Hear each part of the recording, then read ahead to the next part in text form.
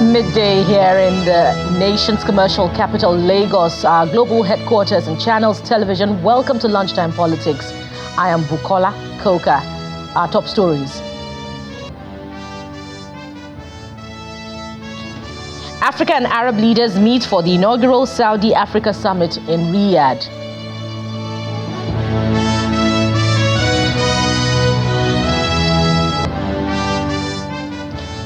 In less than 24 hours from now, eligible voters will participate in the voting process in Bayelsa, Imo, and Kogi States. We'll be speaking with our correspondents on the level of preparedness in those states. Plus,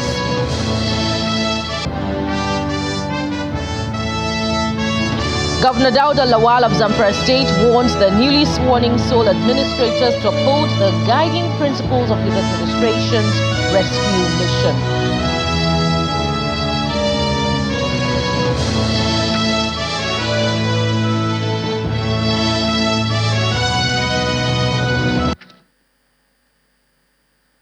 And thank you once again for staying tuned. The maiden edition of the Saudi-Africa Summit begins in the largest city on the Arabian Peninsula, Riyadh, Saudi Arabia. In the last few days, African leaders had arrived at the kingdom for the summit, which starts today. Some of the heads of state present include Nigerian President Bola Tinubu, Eritrean President Isaias Afwerki, Gabonese Interim President Brice Clotaire Oligui Nguema, Mauritanian President Mohamed Ould Ghazouani, Mauritius President Rupun, Malawian President Lazarus Chakwera, Tanzanian President Samia Suluhu Hassan, and Nigerian Prime Minister Ali Mahamani Lamin Zeine, amongst other leaders. The leaders were greeted by Riyadh Deputy Governor Prince Mohammed bin Abdulrahman upon their arrival at the King Khalid International Airport. The inaugural Saudi-Africa summit aims at enhancing political coordination, addressing regional security threats, promoting economic transformation through research and the local development of new energy solutions, and also to boost investment cooperation. And back home in Imo State, the Independent National Electoral Commission, INEC, and security operatives say they are ready for the exercise on Saturday. Channels Television's crew went to some parts of the state to assess the level of preparedness. They should play by the rules. They should mobilize their supporters to come out to vote. And they should stop making comments that will hit up the system and the polity. We need peace in this state to be able to conduct credible elections. Without peace, we as INEC cannot do anything. We are deploying over 25,000 personnel. Precisely is 25,565 personnel. We have 33 units of police mobile force on ground. That's a very strong presence. And now standing by to bring us up to speed on the level of preparations for tomorrow's polls in Imo State is our correspondent in Imo, Tokwe Kute. Hello, Tokwe. First, let's start with you giving us an overview of, the number of local governments, the number of voters, registered voters, and of course, the number of polling units in Imo State.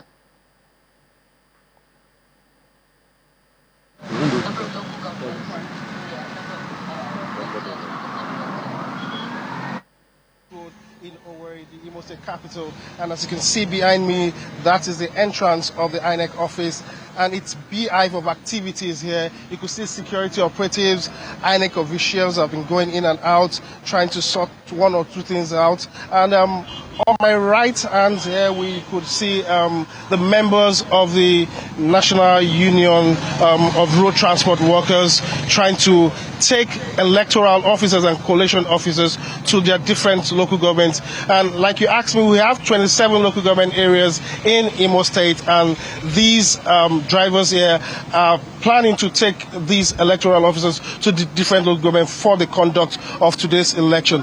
We've gone around the state this morning, and it's been rushed for last-minute shopping by people, because people need to go to their different communities to vote. We have about, according to INEC, we have about 2.4 million registered voters, but out of it, 2.3 are the ones that are eligible to vote in this Saturday's election. But joining me right now on this show is George Anwai. He's from TAF Africa. He's an observer, an accredited observer. He's going to be telling us more about what he has observed in the last 24 hours since he came to Imo State. Good afternoon. Good afternoon. So you've been here since yesterday, and so can you just tell us what you've been able to observe since you came yesterday? Okay, we came in yesterday night, and since then everything has been peaceful. People going about their normal businesses, and of course, coming out this morning. Of course, we see presence of security agents, across, but everything has been normal. People are moving about their businesses, getting ready for the elections. Of course, as you can see, election officers and other INEC ad hoc staff getting ready to move their materials to their various polling units and local government areas. Do you envisage any hiccup from INEC or security in this election? Okay, so far from what we see, and of course the promises we've gotten from the INEC and the security agents themselves, they are doing their best, and they are on top of the situation to ensure that there is credible elections in Imo State. Of course, so we believe them, and so far we have no reason to doubt the capacity of INEC to handle these elections, and of course even the security agents. And especially being a disability inclusive organization, we are concerned about security. That's one area we are really looking at, because if elections, we don't have security, we don't have peaceful conduct of elections, that will discourage the participation of persons with disabilities. And of course, if there is a security breach anywhere, persons with disabilities are the worst affected by that kind of incident. So, of course, we are really concerned. We are also, working to observe that, yes, indeed, what INEC has promised is able to deliver that, and that is actually aspect of our observation, because we are observing the distribution of assistive devices for persons with disabilities. We are also observing the security situation, across the states to see that, yes, what the security agents have promised, and of course what INEC have promised, that they are able to deliver on that, and all of us will be happy that we have credible and peaceful elections in Imo State. Yeah, talking about people living with disabilities, have you taken up INEC on this issue, how these people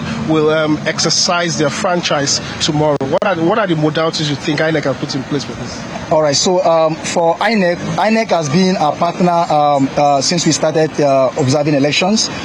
We have collaborated with INEC to sensitize persons with disabilities, because they must be aware of their rights. Even if there is provision for them, if they are not aware, they will not be able to participate. So we have conducted voters education campaign for persons with disabilities that are able to vote, across the 3 states of Bayelsa, Imo, and Kogi State. And we're here in Imo last week to conduct voter education campaign in collaboration with INEC.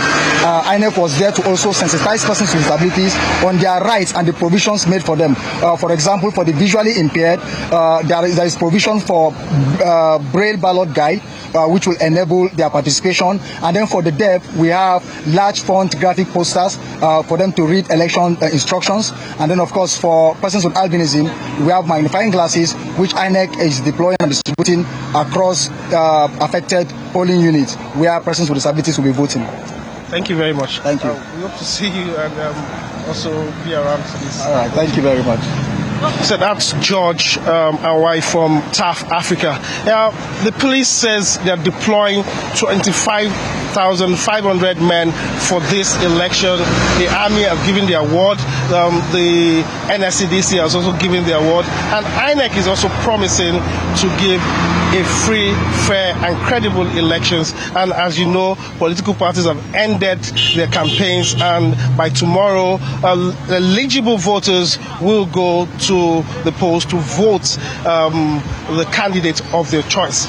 So we'll still keep you up to speed with everything that happens here in Imo State about this election, and just be rest assured that we won't leave any stone unturned to feed you all things happening about this election in Imo State. It's back to you in Lagos, Bukola. Thank you.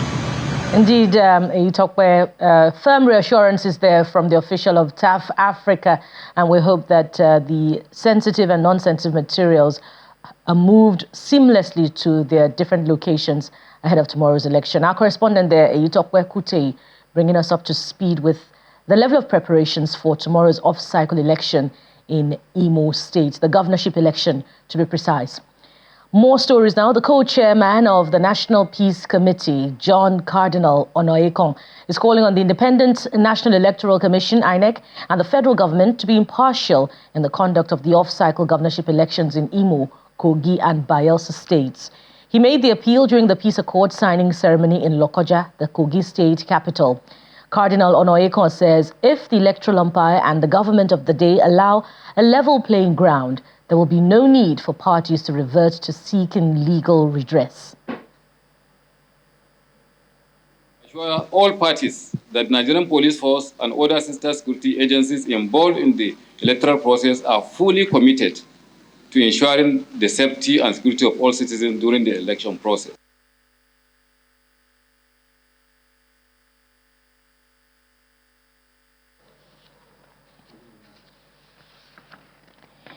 And moving on now, Governor Dauda Lawal of Zamfara State has charged the newly appointed 14 local government sole administrators to uphold the guiding principles of his rescue mission. He said this at their swearing-in ceremony in Gusau, the Zamfara State capital, where he also asked them to justify the enormous confidence reposed in them. The governor added that the 14 sole administrators were entrusted with the responsibility of overseeing the affairs of the local government councils for 6 months, pending the completion of all necessary preparations for the local government elections by the State Independent Electoral Commission. These qualities are the foundation upon which we are entrusting you with the responsibility to oversee the affairs of the local government council for the next 6 months, while preparation for the conduct of local government elections by the State Independent Electoral Commission are underway. I therefore use this opportunity to call on you to see your appointment as a trust, as well as opportunity to be part of and support our mission to rescue Zamfara State from the modes of ineptitude, impunity, and lack of commitment to development of our dear state. You are expected to work very hard to justify the enormous confidence reposed on you and be prepared to handle the numerous tasks and responsibilities awaiting your new assignment.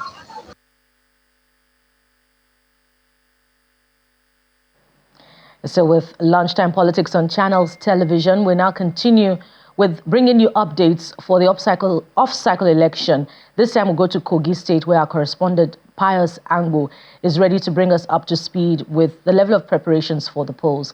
Hello, Pius.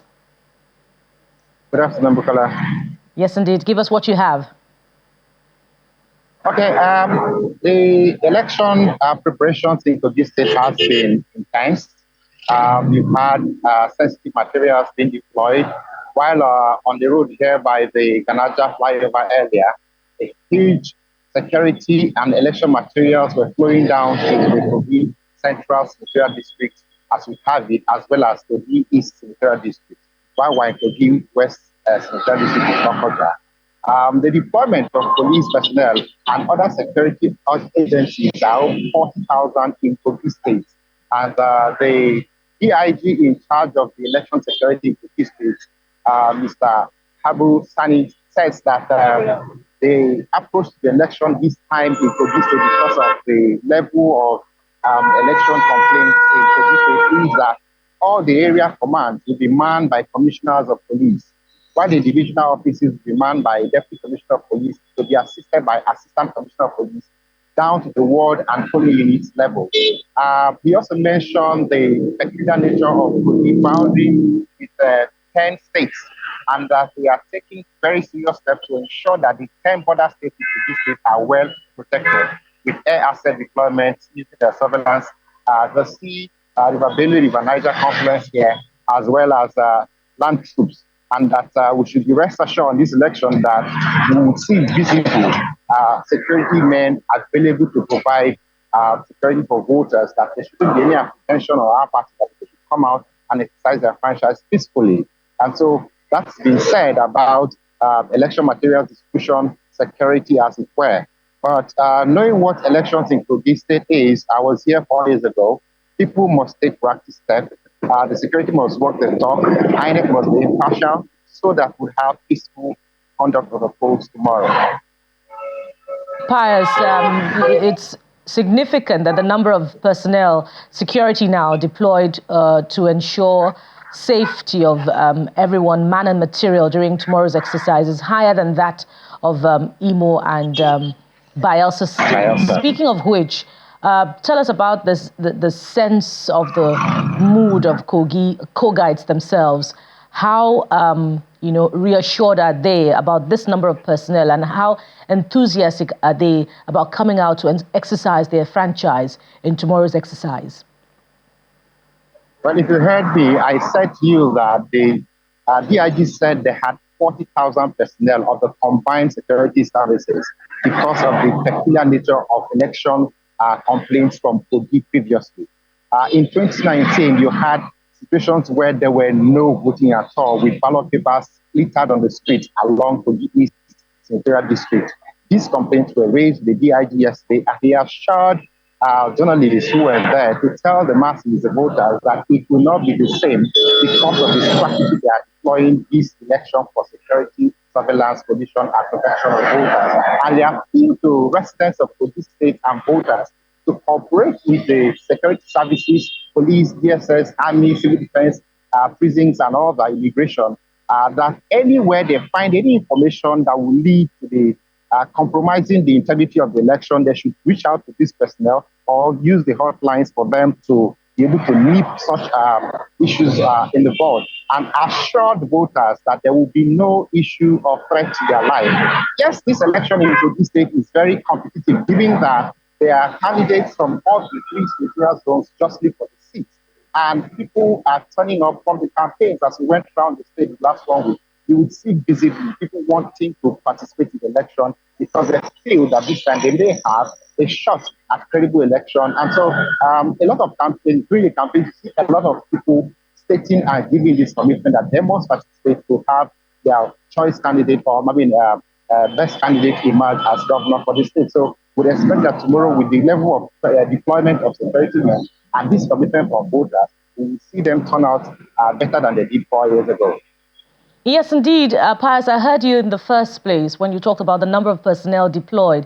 I only sought to know whether the people of Kogi themselves are reassured about measures of security put in place, and whether they're enthusiastic about the process. Do they seek to come out reassured that they'll be safe? That's what I sought to know. Yes, that's what I've said. From during the campaigns, as we went out, we heard people saying this election is going to be different, that they want credible elections, and the police have given that guarantee. I can tell you that the average man on the streets of Lokoja and other parts of Kogi State that we went says they want to vote in this election, that they are ready. But some people are coming in from other parts of the country into this election in Kogi State, that they want to go and vote in their villages. That's how determined the people want to participate in this election. So it's not a given that they don't want to lose this chance this time, because they believe with the promises that have been made right from now, before now, by the IG and the security team, that there will be adequate security. They say they would come out and vote and ensure that their votes count. So it's not taken from them. They are preparing for this election. They're enthusiastic about it, like I said to you earlier. And indeed, from your background there, we see some calm. But is it the same throughout Kogi, and particularly from the camp of the strong contenders for tomorrow's poll? What's it like generally? Lokoja is calm, except for the incident that happened on Tuesday, where two security men attached to one of the candidates were killed. On our way to Omala on Tuesday, we saw heavy deployment of army personnel and police along the Ayemba-Omala road because of that incident. And this prompted the IG's visit when he came to town to look into the matter, and he has taken over that investigation. investigation, according to the DID State. Other than that incident in Kogi East rather, earlier in the week, we haven't had any complaints about candidates being attacked or political parties or supporters fighting. I think that the commitment they gave at the peace pact would stand if everything is maintained, the status quo is maintained, given that we now have additional troops or deployment in the town to contain anything prior to that incident earlier in the week. Pius Angbo, thank you very much for your time, and we hope to get more updates for you as they unfold about tomorrow's off-cycle election in Kogi State. Our correspondent Pius Angbo reporting on the level of preparation for the off-cycle election in Kogi State, the governorship election to be precise, that will take place tomorrow. He reported from Lokoja, the state capital. Over now to River State, where the governor, Simlaye Fubara, is again suing for peace amid the recent political crisis in the state, saying the state can only develop if the actors and their supporters are peaceful.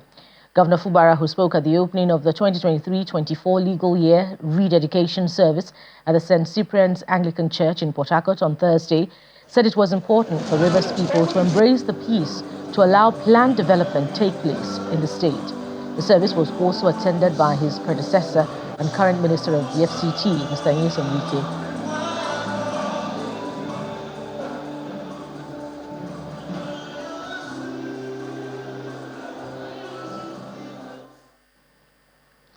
And we have more updates yet again on the level of preparation for tomorrow's off-cycle election, this time from the South-South, as our correspondent Dobra Timiwood is standing by to bring us up to speed on what's happening at this time.